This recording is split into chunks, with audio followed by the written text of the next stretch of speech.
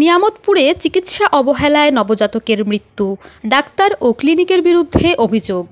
নিয়ামতপুর প্রতিনিধি মোহাম্মদ শাহজাহান সাজুর তথ্যচিত্রে বিস্তারিত।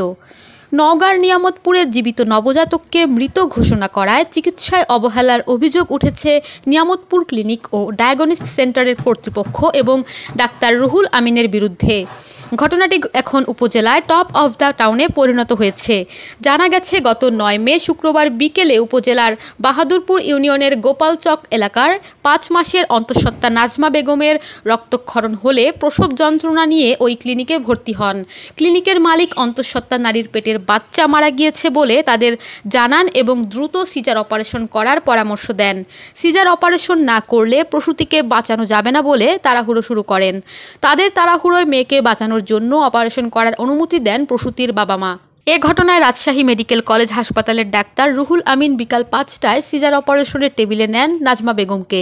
দেশ জুড়ে তোলপাড় ওয়ালটন ফ্রিজ কিনে আপনিও হয়ে যেতে পারেন মিলেনিয়ার। এ সময় ক্লিনিক কর্তৃপক্ষ ক্লিনিক মালিক শরীফুল ইসলাম ও তার স্ত্রী নবজাতককে মৃত ঘোষণা করে রাত ৮টার দিকে পরিবারের সদস্যদের হাতে তুলে দেন।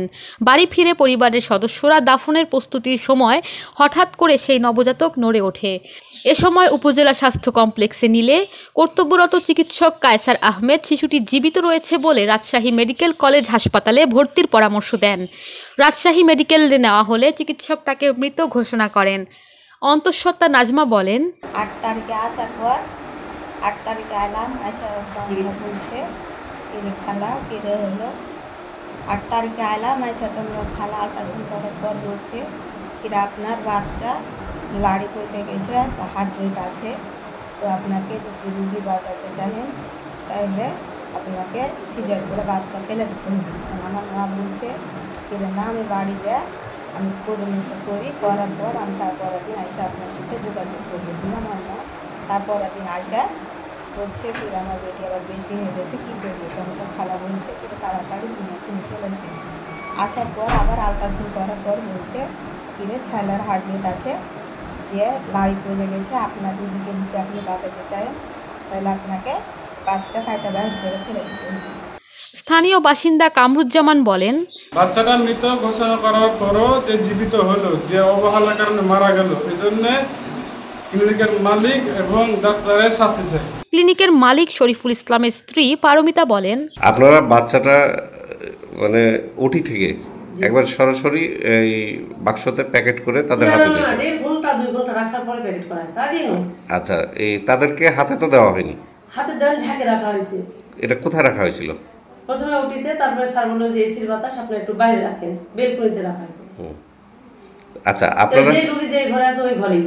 তাহলে যদি সেটাই হয়, তাহলে আপনারা যখন ওদের বাচ্চাটাকে প্যাকেট করে দেন, প্যাকেটের মধ্যে তার নাড়িও কাটেননি, আপনি 2.5 ঘন্টা কীভাবে ওইভাবে রাখলেন?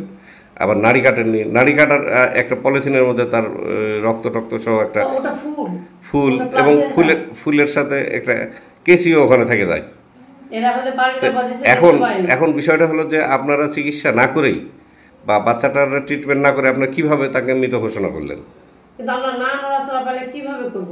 এবং সেটা প্যাকেট করে কিভাবে দেন? নড়াচড়া না দেখে প্যাকেট করে দিই। তাও আমি ওটিতে ছিলাম, পারভিন আপা প্যাকেট করে দিয়েছে। উপজেলা স্বাস্থ্য কর্মকর্তা ডাক্তার ফয়সাল নাহিদ মুঠোফোনের মাধ্যমে বলেন, বিষয়টা অভিযোগ করুক, আমরা একটা তদন্ত কমিটি গঠন করি, করে ওটা কি প্রতিবেদন হয় বা কি ঘটনা আমরা বিষয়টা দেখবো ইনশাল্লাহ। আমি তো জানি না, আমাকে বলেনি। না, ওনাদেরকে বলেন একটা লিখিত ভাবে আমাকে অভিযোগ করুক। আমাকে তো অফিসিয়াল ভাবে একটা আছে, আর যদি লিখিত ভাবে অভিযোগ করে আমি বিষয়টা সিভিল সার্জন স্যারকে জানাই, আমি একটা তদন্ত কমিটি করে পরবর্তীতে যেভাবে অফিসিয়াল প্রসিডিউর করা যায় করবো ইনশাল্লাহ। থানা ভারপ্রাপ্ত কর্মকর্তা ওসি হাবিবুর রহমান বলেন, নবজাতককে ময়নাতদন্তের জন্য মর্গে পাঠানো হয়েছে। এ ঘটনায় মামলার প্রস্তুতি চলছে।